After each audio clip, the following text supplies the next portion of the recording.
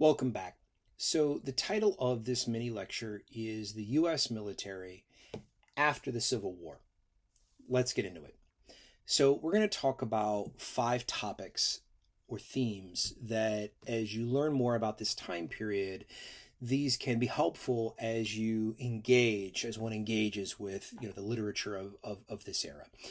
So, that being said, the first thing that I think any understanding of the military after 1865 really is going to be the process of demobilization, right? So you've got an army that is a U.S. army that is nearly, 1 million soldiers by the time you get to the end of 1864, if not more.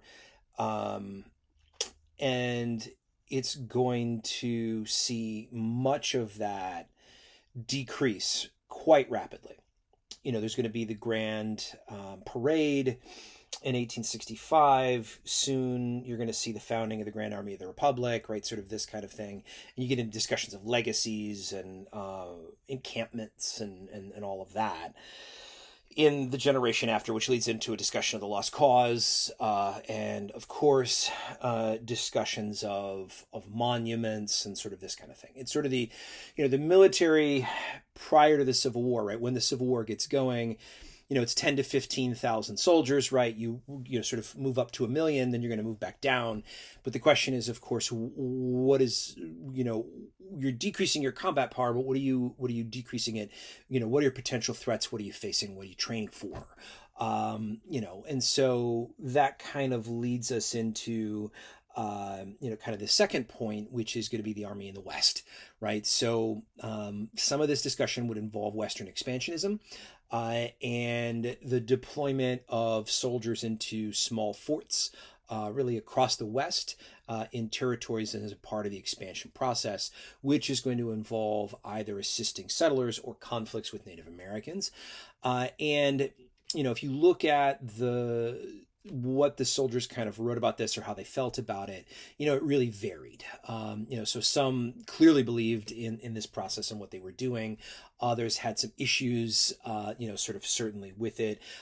Late 19th century views towards Native Americans, certainly there's an element of racialization and conflict there, which is unfortunate, but is a part of that process. So part of the process then is going to be one of, the redeployment of forces in the West.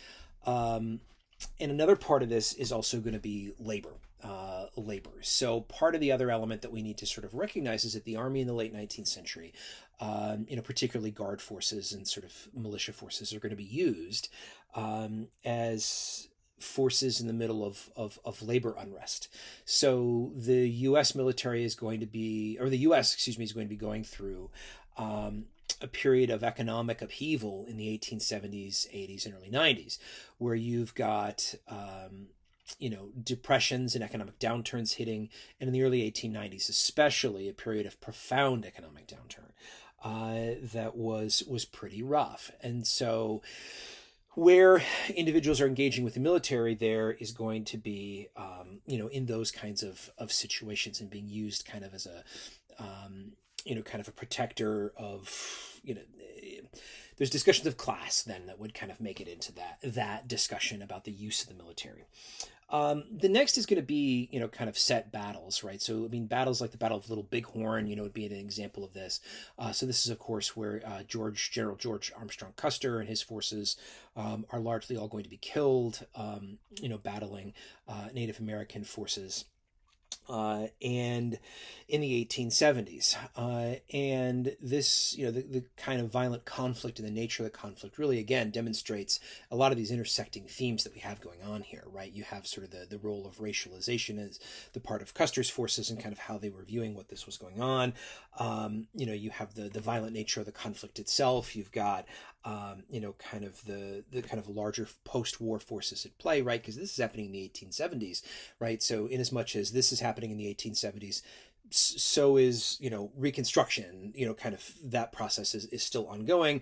Although, part of that is occupation for that will be finished by 1876, 1877, especially. And, this is the era of industrialization. This is the era of, professional baseball being founded, right? Sort of this kind of thing. So the military is involved in this. Um, and you have atrocities that occur, right? So a final example for us would be, something like the Wounded Knee massacre, where soldiers fire at Native American people, and kill a number of them. This is a terrible, terrible event. Where women and children are killed, and was coming out of this time period of what was called the ghost dance period, and again demonstrated a lot of the aspects of kind of the othering and the difficulties that were going on here. So again, post 1865, you've got demobilization, kind of a refocusing of the military in terms of what is its next generation going to be kind of focused on, deployments to the West, use as sort of strike breakers, and by the end of the 1800s, actually, use in deployments as part of things like the Spanish-American War and that kind of stuff. And then, of course, we have these racial conflicts and atrocity too. Thank you very much.